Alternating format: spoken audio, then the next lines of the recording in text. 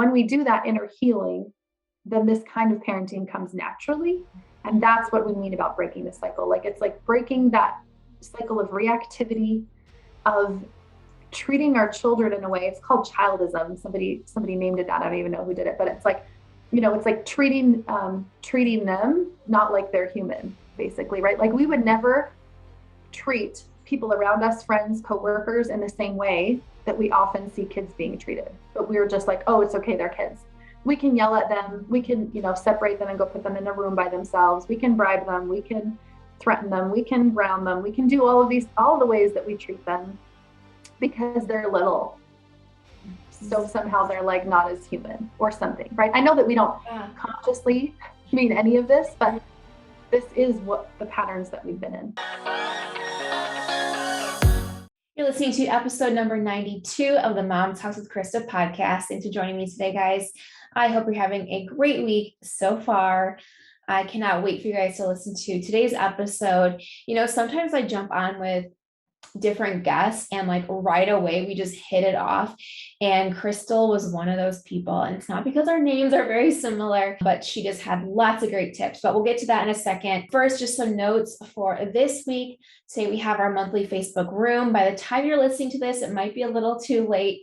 It's at 11 a.m. Central. We do them once a month within our Facebook group. And if it is too late, that's okay, because you can join us for next month as well. We're always covering new topics. This week, we are talking about the 3 parts of self-compassion.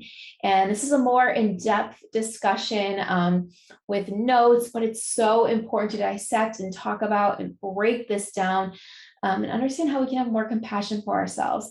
And just to kind of cover it very briefly, when you think about having compassion for someone else, that is kind of what self-compassion is. So it's basically turning it around. So the same way you might see someone and have compassion for them, how can we give ourselves that same compassion? And it breaks down to different categories, depending on things you're going through, different things you might see in your daily life, and so on and so forth. We covered it in a peanut pod once, and the response was really great. So I thought I would bring it to our Facebook folks as well. Tomorrow, then, we have our next peanut pod. It's at 1 p.m. Central. We do them the first and third Thursday of every month. This one's called Enjoy the Journey, because I think so many times, especially in parenting, we see it all the time.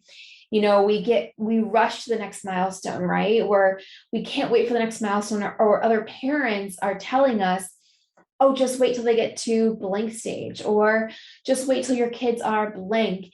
And we find ourselves always looking forward, which it's great to look forward to things that's, helps keep us going, but we forget to stop and look at what's right in front of us and enjoy the time that we're having. So this chat is more of a reminder, enjoy the process, and to enjoy the small moments, the little things that bring us joy each day. And I think it just allows life to be more enjoyable if we're able to find the joy in those small moments, instead of being like, oh, I can't wait till blah, blah, blah, or I can't wait till this is over. And yes, you're going to have those hard times. You're going to be like, okay, can I just get past this a little bit? Totally understandable. We all go through moments like that, but just finding those things to where we can find a little bit of joy in each day, and we're not necessarily rushing through, enjoying the process is what they say. And remember, if you guys want to know about these ahead of time, to make sure you sign up for our Mommy Knows Best newsletter.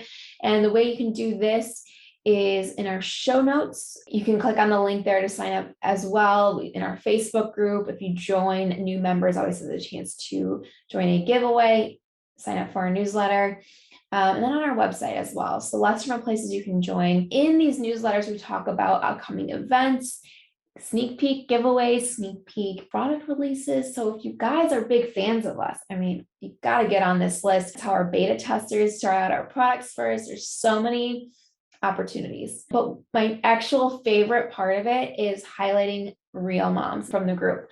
So first, I highlight a mom in our Facebook group. We always have her answer some fun questions about herself. We have a picture of her.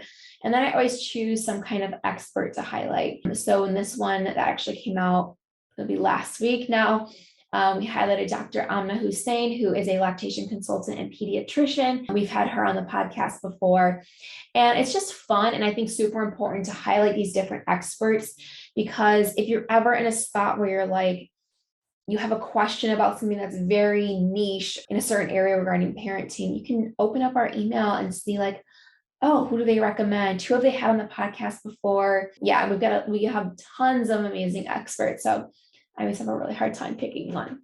But yeah, to sign up for that, click on the link in the show notes. There's, of course, a million other ways to sign up as well. Last week, if you guys missed last week's episode, I did a solo episode, wrong lingo, about sharing tips when times get tough, how to cope when times get tough. It was a little tongue twister for a second. This was a little segment from a peanut pod that went really well. We had a lot of great feedback from it.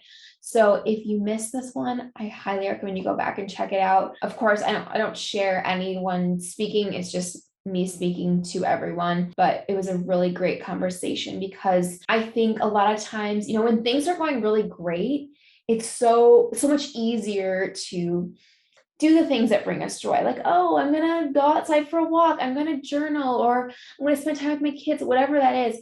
But when things are hard, that's when we kind of go back to maybe like not feeling so great about ourselves. And maybe it's harder those days to get outside because we're just kind of feeling upset or no energy.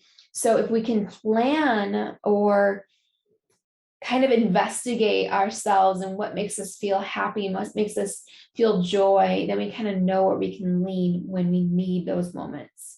Next week, we have Carissa Whitman talking about how to set, honor, and hold boundaries. I loved talking to her about this. If you guys know me, I love talking about boundaries because it's something that I didn't really discover until, oh gosh, probably late 20s, mid to late 20s. And when you, not saying they're so easy now, but when you learn you can set boundaries, you kind of have this freedom to you because you're like, wait, I'm not a slave to what everyone else says around me. I don't have to say yes. I don't have to be the yes girl or the people pleaser. I can say no to things that don't serve me or that I don't have the bandwidth for right now. So we have a really great conversation. So that'll be next week. Lots of great content coming to you guys. And this week is World Breastfeeding Week. World Breastfeeding Week. The whole month of August is World Breastfeeding Month. There's lots of great little weeks within it. So we have World Breastfeeding Week this week, and then we have Black Breastfeeding Week at the end of August. So we're going to be doing some educational posts, some highlighting on our Instagram and in emails, and check out our social media because we've got a big giveaway for World Breastfeeding Week going on right now. I cannot believe it's actually August.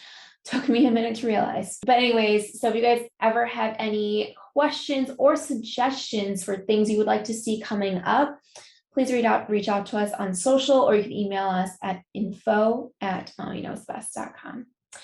And now on to today's episode with Haitsma, who is the parenting coach. So here we go. Enjoy. Crystal, also known as the parenting coach, is here, and we talk about breaking the cycle, helpful versus harmful thinking, and how looking inward can help with your parenting. She was just an amazing guest. I probably could have talked to her for hours. So for anyone that has questions and wants to maybe recalibrate their parenting, this is the woman for you. I just really love talking with her. And of course, stick around at the very end for our Mom Tales of the Week. This is when we read your responses to our questions we post on social media. All kinds of fun questions to get your take on motherhood. So that's a really fun one. All right, without further ado, here's my interview with the parenting coach, Crystal. Hi, Crystal. How are you?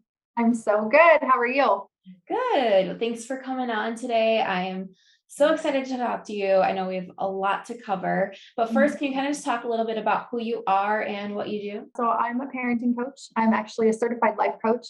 I have my BA in psychology, and I was looking for a master's program when I kind of stumbled upon life coaching. I didn't know what it was, but I think I was always envisioning that kind of support, helping people in that way. And so as soon as I found it, I was like, oh yeah, this is it. So I kind of help people maybe post-therapy or post-counseling, or people that, not necessarily struggling with like really significant trauma or daily functioning, but kind of people that are like, things are going okay, but they're not necessarily thriving in their relationships, especially in their parenting. So maybe they feel successful in other areas, but don't necessarily feel that way in their parenting. I work with individuals and couples and I help them heal that parent-child relationship through connection-based parenting. But the mode is like the way that we get there is through doing our own inner healing. So that's kind of what I help people do is turn inwards and heal the things that maybe need to be healed inside of them, so that connection-based parenting comes naturally. Awesome. I love that. I think as we were kind of talking, before we were recording, kind of just talking about how important your connection with your child is and how that kind of affects how they will be when they grow up, how they are into the world, which can feel like a lot of pressure, I think, to a lot of parents. Like, okay, I need to make these children like responsible adults and be kind to others. But you make a good point about it starts with our inner work first. So how do we start that by breaking the cycle? And why is that important? Like so important? First, I'll kind of define what breaking the cycle is, because some people might not know what that means, but it's kind of just patterns that we've inherited of being, ways of being that have been passed down to us through generations, not just our parents, but their parents and their parents and their parents, and culture, society, right? That is how we were taught to parent. We were taught to parent back in the day in a way that was very strict and very disciplinarian and very like children must respect their elders, children must be seen and not heard, right? We had all these kind of ideologies and beliefs being passed down to us that weren't the healthiest for the child or the parent-child relationship, or a way to raise emotionally intelligent and resilient kids. And so now we have generations of humans across the earth in all different cultures that are feeling maybe disconnected with themselves or struggling with mental, emotional issues. Even just small things like, well, quote unquote, small things like people pleasing, or not knowing how to handle our own emotions or being dysregulated ourselves as adults. A lot of that was passed down through us through how we were parented. So now breaking the cycle means even just like touching the work that we have to do for our own inner healing. And that's just noticing like, okay, wait, I have a role to play in this. And like you said, it can feel like a lot of pressure, but if we know that the truth is our kids learn from who we are being much more than anything else, then it kind of releases the pressure of like, well, I don't have to teach them all these skills. I just have to become that myself, which is in itself a new kind of pressure. Like, okay, wait, how do I be this way when I wasn't modeled this? Some parents did model that. I've met a couple of people who are like, oh yeah, my parents were totally like that, but like very few. Almost everyone that I've interacted with, not even my own clients, but just people in general, our parents were strict. They used rewards and punishments. They yelled. It was really, they were very reactive, but we didn't necessarily know that that's, what was happening. And so parenting is starting to shift. It's kind of small and subtle shifts, and they've been happening over the last couple of decades. But when I first read books about, some people call it connection-based parenting or conscious or attachment-based parenting, I was like, yeah, this is the way. Like it felt like truth to my soul. Like I read it and was like, yes. But then also it was super hard to do. I was like, but now I'm really reactive. Now I'm feeling even worse when I am reactive because I'm trying not to yell. And like, I felt like I was like gritting my teeth, like trying to be kind and be loving. There was a really popular reels going around on Instagram about gentle parenting. And it would be like a mom, like sitting at the end of the day, gentle parenting outside when her kids are all inside, and she like screaming to like let all of her emotions out. And that kind of gives us the idea that like, oh, gentle parenting is going to be super hard and it's going to take a lot of willpower and effort, and it doesn't have to. So what I teach is like, when we do that inner healing, then this kind of parenting comes naturally. And that's what we mean about breaking the cycle. Like, it's like breaking that cycle of reactivity, of treating our children in a way. It's called childism. Somebody named it that. I don't even know who did it, but it's like, it's like treating them not like they're human, basically, right? Like we would never treat people around us, friends, coworkers, in the same way that we often see kids being treated. But we were just like, oh, it's okay, they're kids. We can yell at them. We can, separate them and go put them in a room by themselves. We can bribe them. We can threaten them. We can ground them. We can do all the ways that we treat them because they're little. So somehow they're like not as human or something, right? I know that we don't consciously mean any of this, but this is what the patterns that we've been in. And so inner healing looks at turning inward instead of outward. Outward would be like, I'm focusing on my kid, trying to manipulate their behavior, trying to get them to change. instead of focusing inward and being like, okay, what's my role in this? What's my part to play? And not in like a shaming way of like, I'm doing a terrible job, but like, there's some healing I can do. Like what healing can I do? And as we do this, those reactive behaviors just naturally disappear. I worked with a lady for only a few weeks and she said that her yelling went down by 90%. We weren't focusing on her stopping yelling. In fact, we hardly ever talked about her stopping yelling.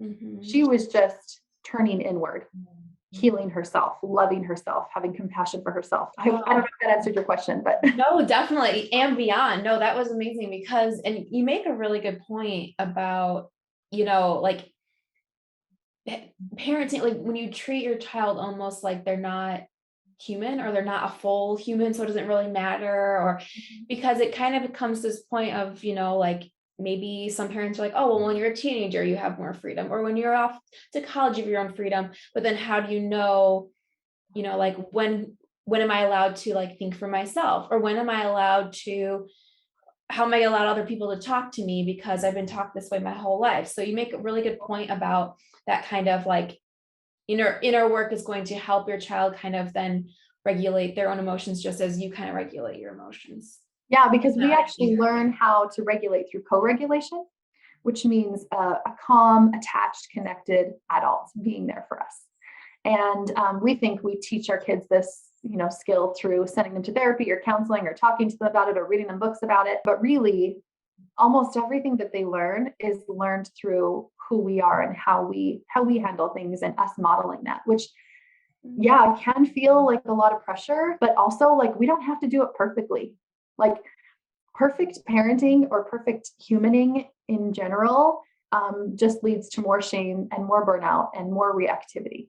And so it's also just lowering the expectation that we have for ourselves as not just as parents, but as humans, that we don't have to be perfect all the time. We don't even have to be close to perfect all the time. We just have to be like trying, right? We just have to be even sort of working on our healing in whatever way we feel like we can.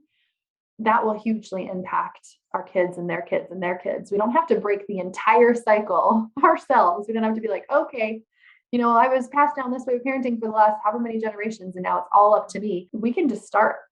And so for someone like, let's say like they haven't gone to therapy, they haven't really looked inward, they haven't spent that time kind of asking those questions.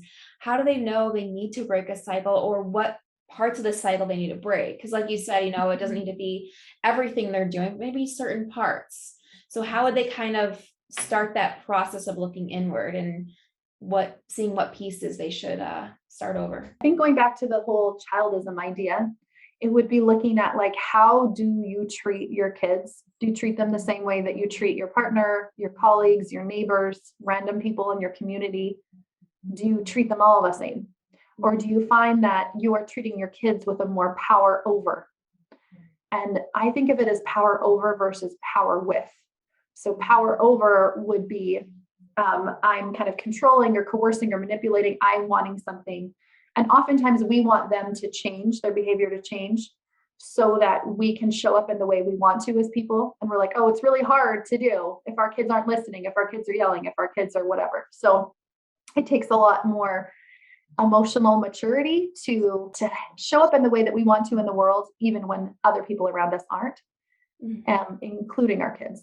So if you find that you're reactive, which would mean like there's little time between input and reaction. Something happens with your kid and almost immediately you kind of go from 0 to 100. Or, you tell them to do something and they don't listen. And after 5 or 6 times of saying that, you kind of lose it. These are pretty normal parenting things. Like if you're listening to this and you're like, oh, that's me. Like there's nothing wrong with you. That's very normal. And it was inherited and it was the only way we've kind of really known. Also, people-pleasing behavior. So feeling like I'm in control of other people's emotions. I need to make other people around me feel happy.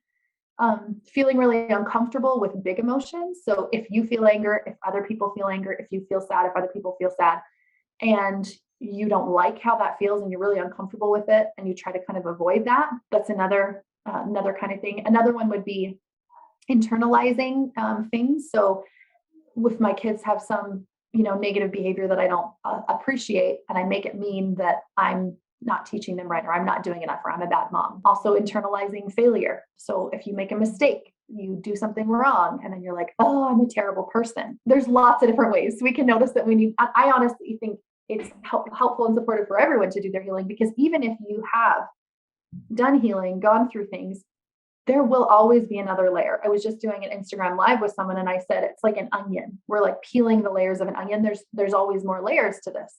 Mm-hmm. So our goal is to help our kids maybe just have a little bit less layers than what we had. It's not to like, not even have them have the onion, like they're going to have something.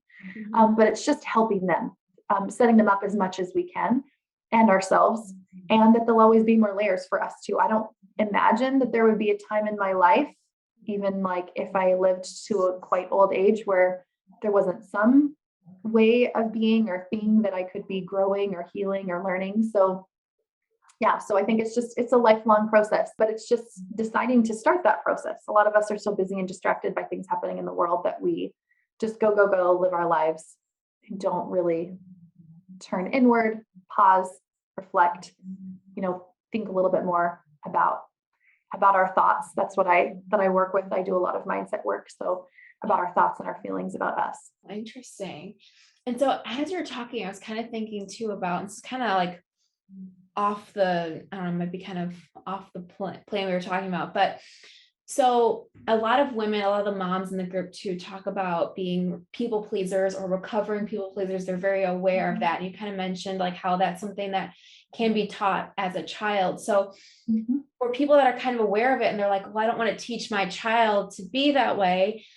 Like how, like first, like where does that kind of come from, that behavior? And then how can you kind of break that particular cycle? Like where does that, I don't know if it kind of then turns into the opposite where, then if a parent is a people pleaser, if, then they're raising their child the opposite. Like, I don't know if my question's making sense, but like, where does that kind of come from and how can that be kind of broken? So that came from parenting also. When we were little, we were often, anytime that, I'll just say a couple of phrases that you may have heard when you were little. I think a lot of us heard this. You hurt my feelings. You're making me mad. You made them feel that way. Don't make me feel this way, or whatever. Like, you're making mommy so sad. That decision made mommy so sad, or whatever. Right. So we're connecting, we're enmeshing those two things, like our feelings, our thoughts, their feelings, their thoughts. And we are telling them, just like we were told, that other people's thoughts and feelings we were in control of, and that we were the boss of that. We were in charge of that. And combined with that, quote unquote, negative emotions are wrong.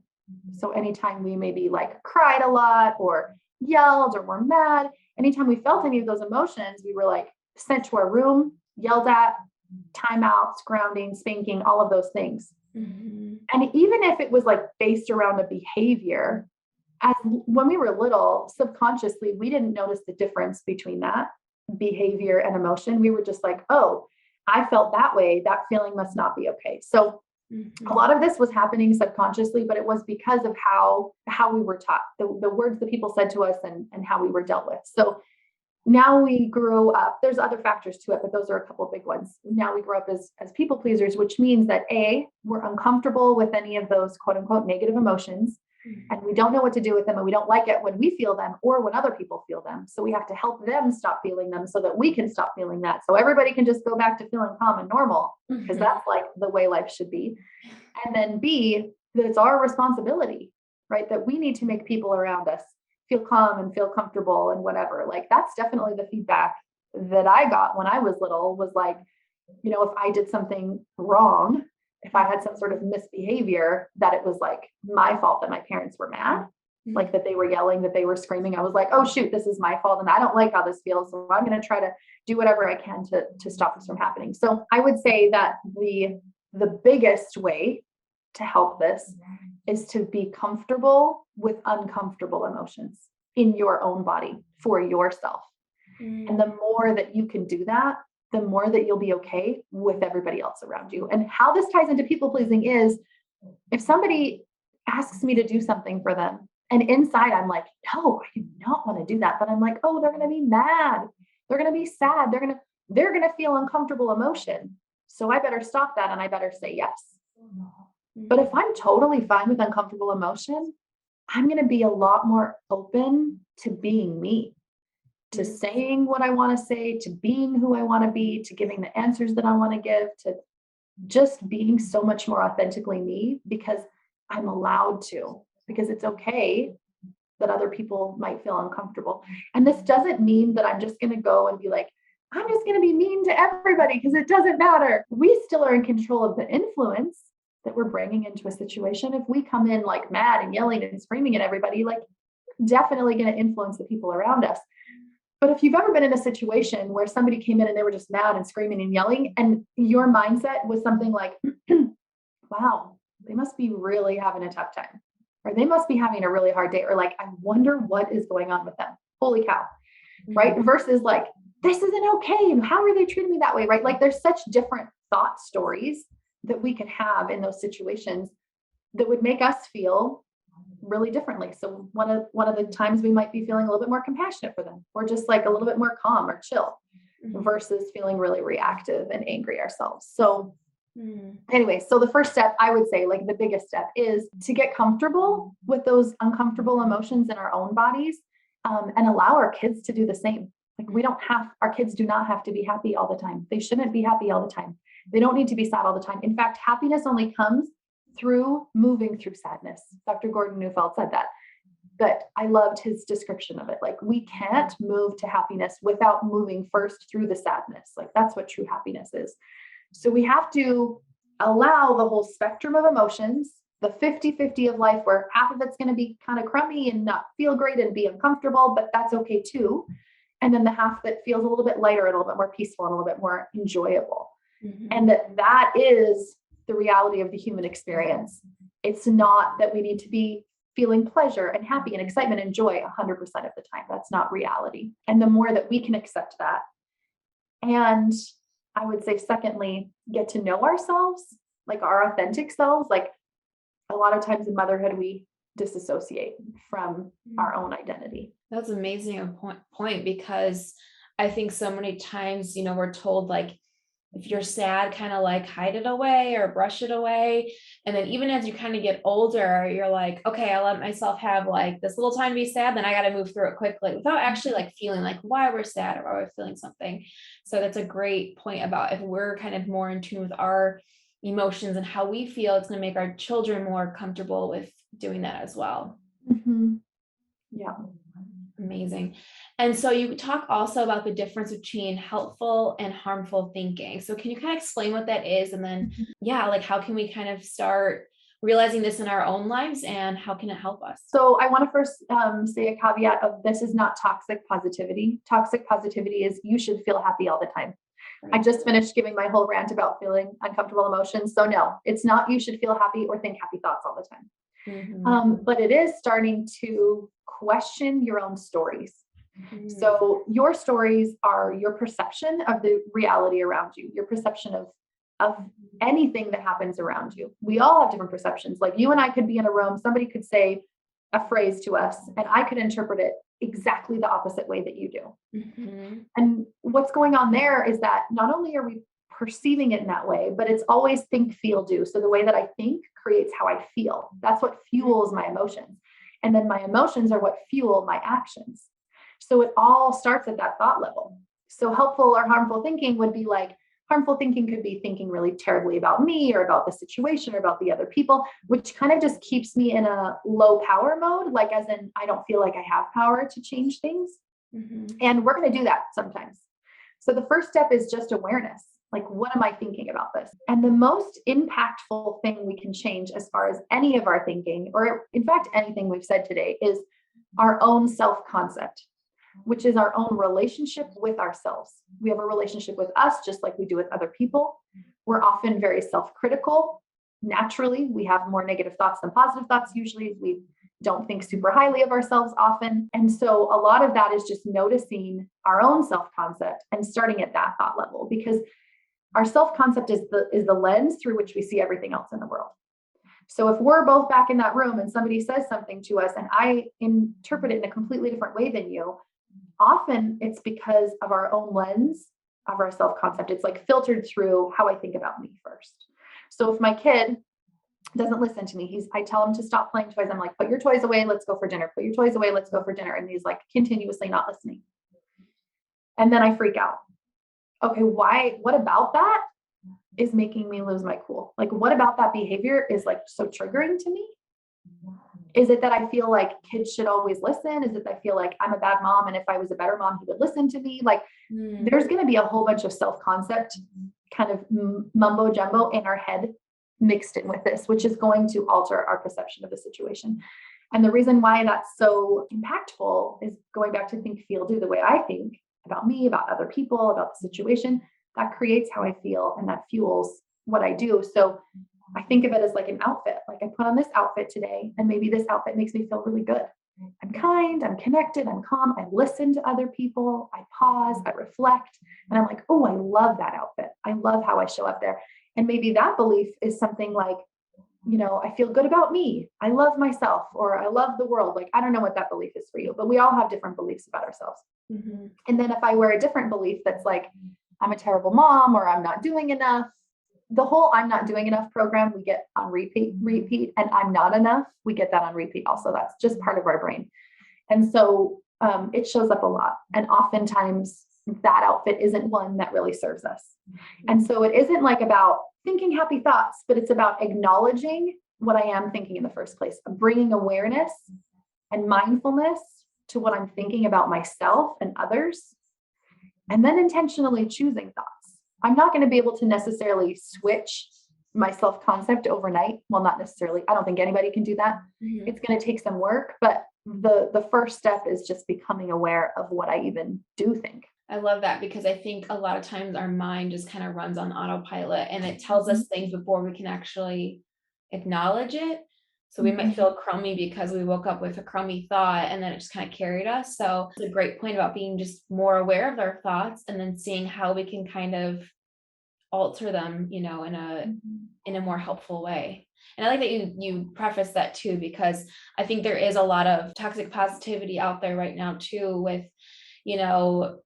everyone, there's people that have it worse. Yeah. And it's always, I think that's how we were kind of, I don't know about you, but like, we're kind of raised was like, don't be sad. Like, there's starving kids. And so you're like, okay, like, I have to be happy all the time. I can't show my emotion. It kind of goes into what we were talking about earlier as well. Yeah. So I just recently finished a training through Brene Brown called Dare to Lead. I don't know if I'm going to remember the exact terminology, but it's basically a comparative suffering. That's what we're talking about here. Comparative suffering is like, there's other people that have it worse than me, right? Some crazy thing happens in the world, and I'm like, oh my goodness, how could I ever complain about my kids yelling, or my kids not sleeping through the night, or the fact that I'm burnt out and tired and stressed out, when there's people that are dying on the streets. Like, I can't compare to that. And then we feel even worse about us. Mm-hmm. That's not helpful for the people dying on the streets or for us. We're not going to be in a position where we can support us and our family, or the people that maybe we want to get into activism, and maybe we want to do something about it. We can't do it from that space. So comparative suffering is not helpful for any of us. But like you said, like, we can have a thought and not really notice it, which is why it's so important to get mindful of our thinking, to think about our thinking, to become an observer of our thought stories, because our stories are where we have the power. This is another Brene Brown thing she would say, but the only way that we have power is to acknowledge our stories. And she calls it write a brave new ending, which really is like, we can change things, right? We don't have to be stuck in the same thought about me, about my relationship with my partner, or about my kids that I've been in for years, that have been passed down to me. And oftentimes I think of those beliefs as outfits, but in a belief closet.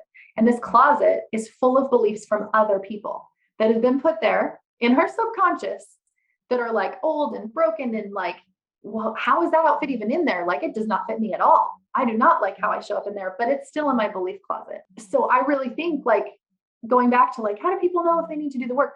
If you have a brain, you need to do the work, because our brain's going to be offering us all these beliefs that are kind of bogging us down.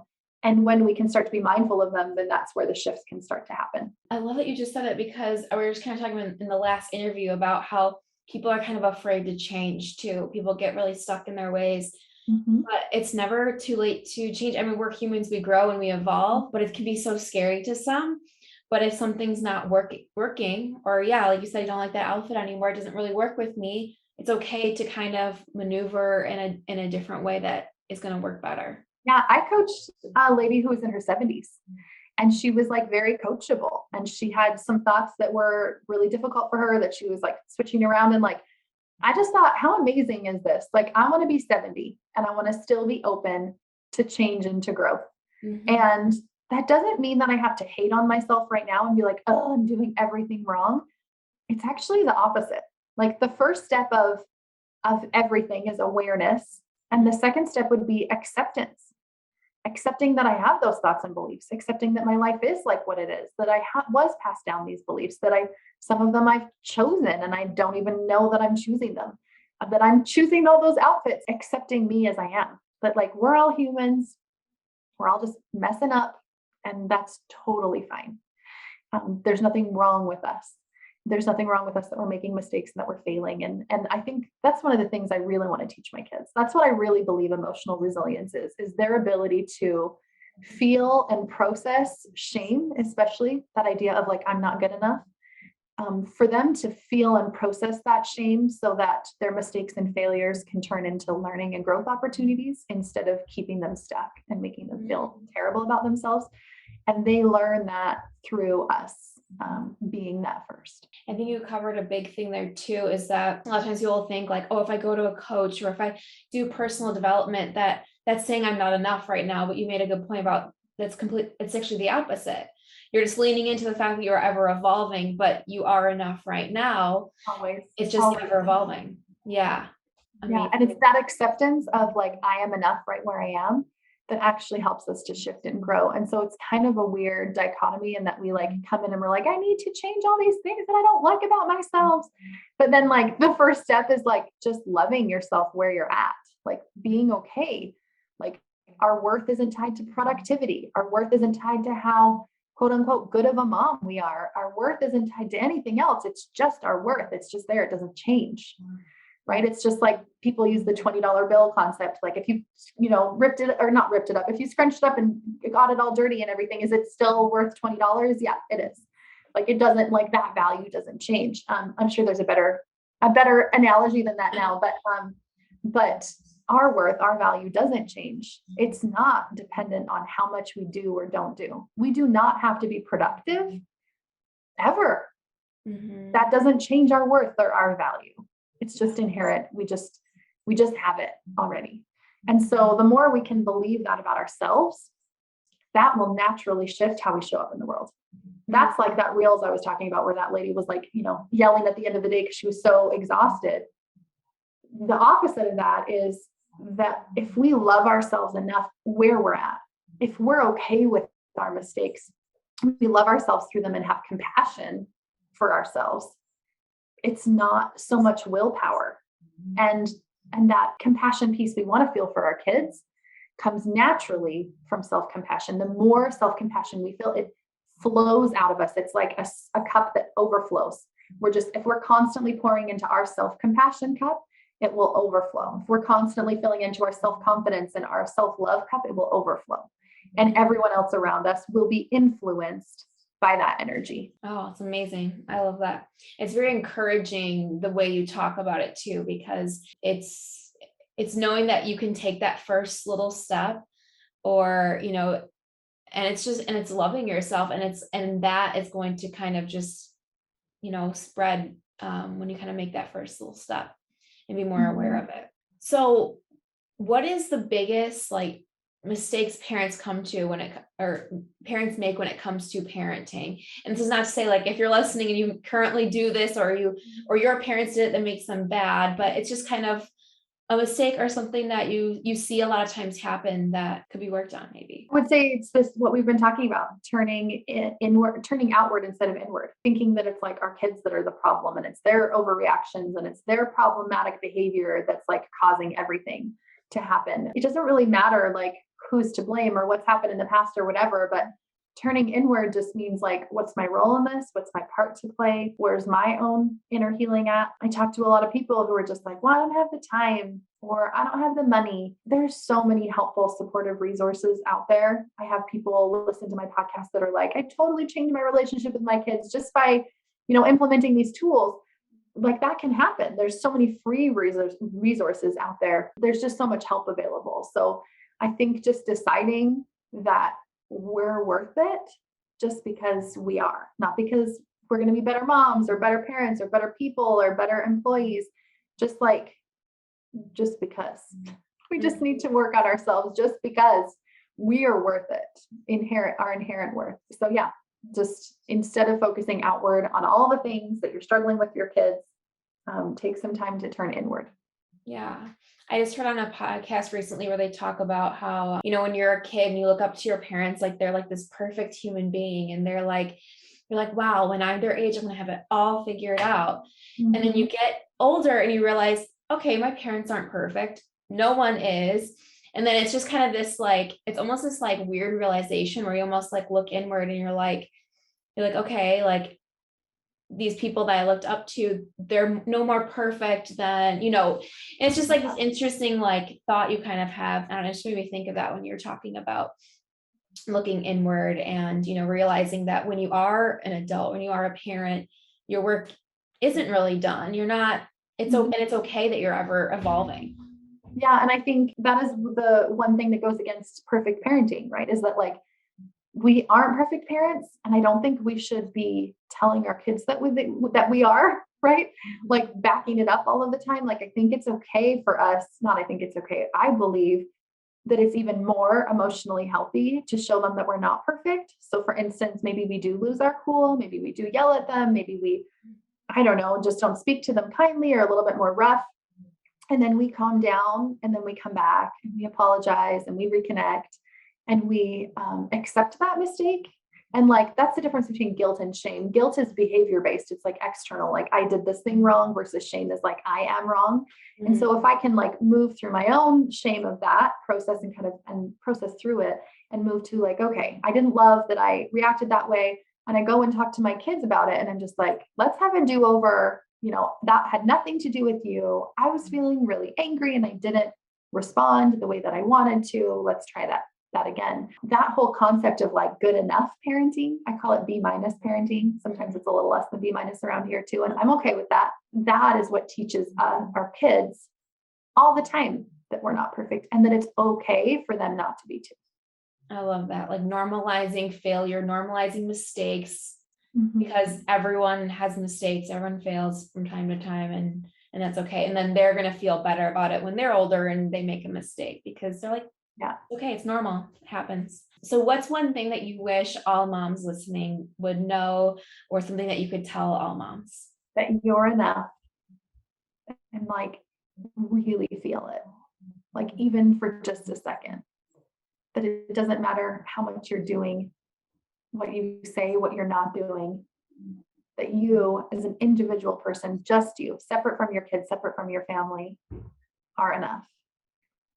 And you're worth it and you're of value. And the more we can tap into that, that will leave space for us to live into what people call like your authentic self, to be more you, to be the youest you that you can be.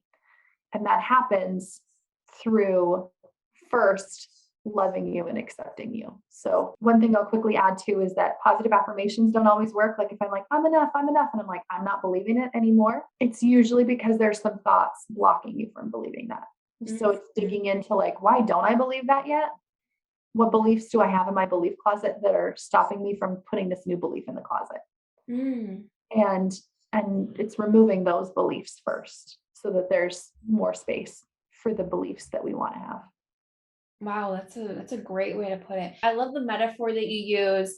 I think it's really easy to understand to be able to visualize your closet. Like it's almost like doing a spring cleaning, like, oh, I haven't worn this in a while, or this I got as a teenager and I'm holding on to, whatever it is. So I love that metaphor that people can actually visualize and apply everything that you're talking about today. That's amazing. So of course, where can everyone follow you? I was kind of saying before we even logged on, because we were talking for a bit, I was like, I feel like I could talk to you forever, because this is just, it's so insightful. And there's just so many interesting things just through generations, through cycles, that we could kind of analyze a little bit and, go into a little bit more. But where can everyone find more the things you offer and follow you?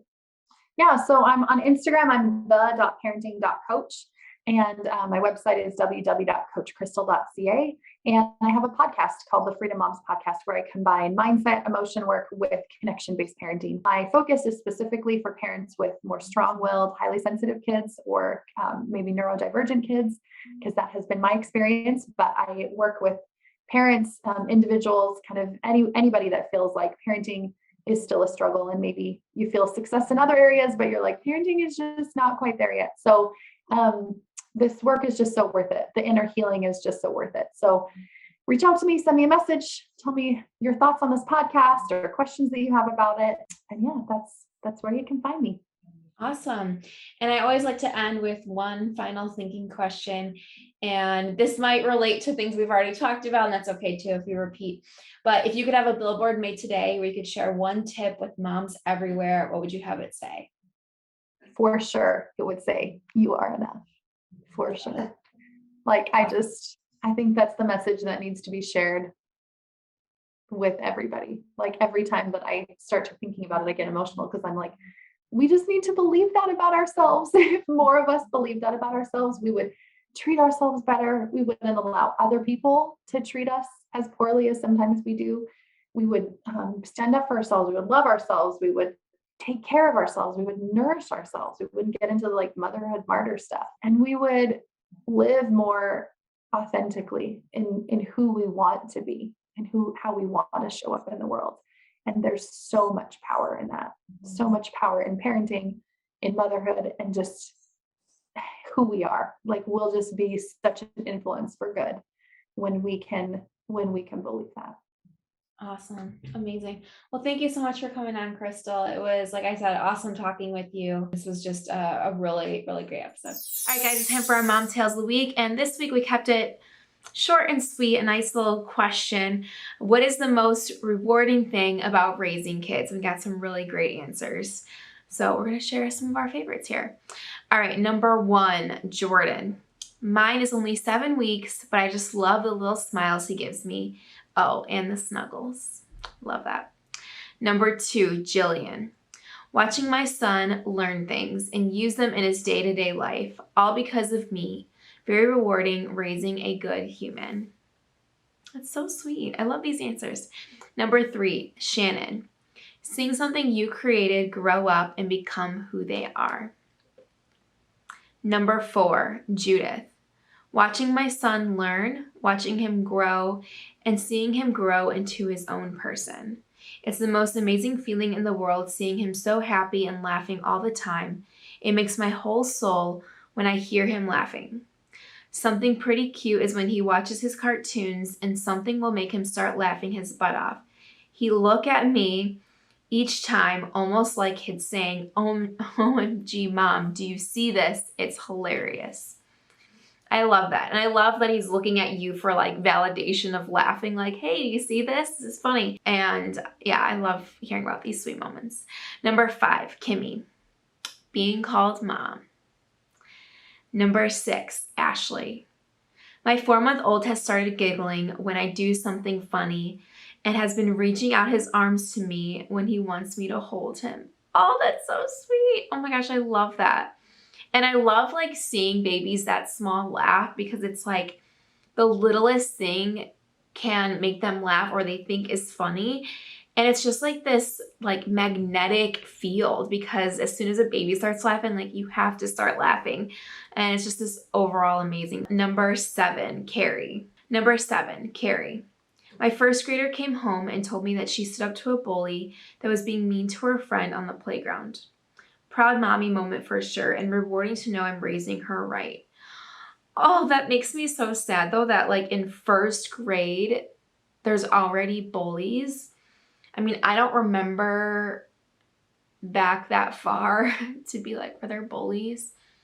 I remember in third grade, maybe some bullies or like some like not very nice people in my class. But first grade, oh my gosh, that breaks my heart. But yeah, that's gotta be such a rewarding feeling to know like that she came home and was like, I was sticking up for my friend that was being bullied.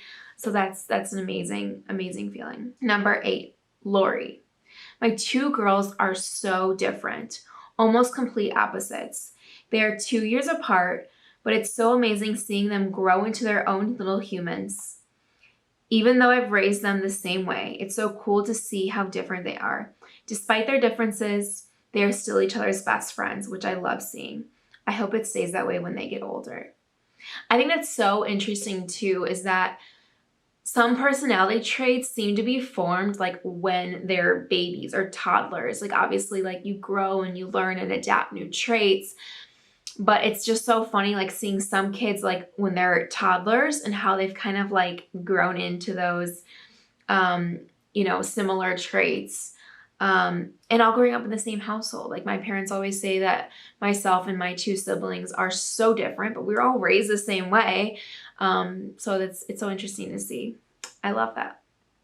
Well, like I said, these were short and sweet today. I just wanted to encourage you to find those rewarding moments. If you are in a tough spot or a tough time, think about those rewarding moments that you're having and how you are growing, not just your child is growing and learning, but how you are growing and learning as a parent. I think so many times we look at the child and we're like, oh my gosh, they're so cute. Wow, look at them growing. But we forget to look at ourselves and we forget to look at other moms to be like, wow, look at how amazing they're doing. They are in this whole new stage of life, coming across all these new challenges and tribulations. And it's just cool when you kind of can shift your perspective a little bit and to give yourself more grace. So I encourage you to do that today. All right, guys, that's all I have for today. Thanks for tuning in, and I will see you next week. Bye.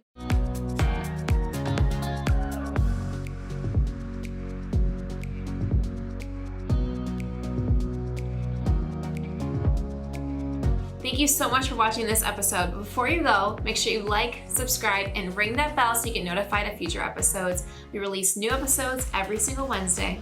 See you next week.